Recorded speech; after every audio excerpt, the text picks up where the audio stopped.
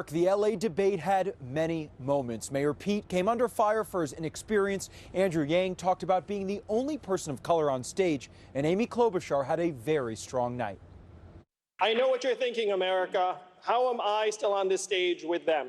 The LA Democratic debate had the fewest candidates on stage so far this primary season, 7. That meant more speaking time for candidates like Andrew Yang and Amy Klobuchar and longer discussions about issues like campaign finance. If anyone has reason to be angry with the Republicans and not want to cooperate, it's me, the way they've attacked me and my son and my family. But the fact is, we have to be able to get things done. The moderate Democrats on stage, including Biden, Amy Klobuchar, and Pete Buttigieg, made the argument they can actually work with Republicans. I think we're being offered a false choice. You either have to go all the way to the extreme or it's business as usual. But Senator Elizabeth Warren took issue with the way Mayor Pete is raising money to fund his campaign, mentioning a high-dollar fundraiser he had Sunday night at a Napa wine cave. Can't stand up to the wealthy and well-connected when it's relatively easy when you're a candidate.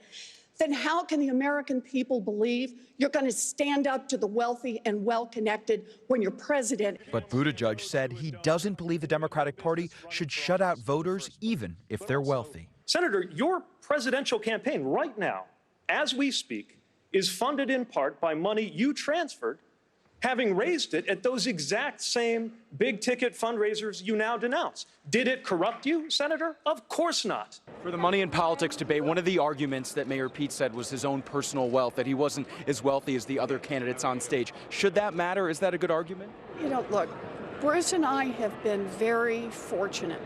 My daddy ended up as a janitor. My mom worked a minimum wage job at Sears. Candidates were also asked if their age should matter in terms of electability. Are you willing to commit tonight to running for a second term if you're elected next November?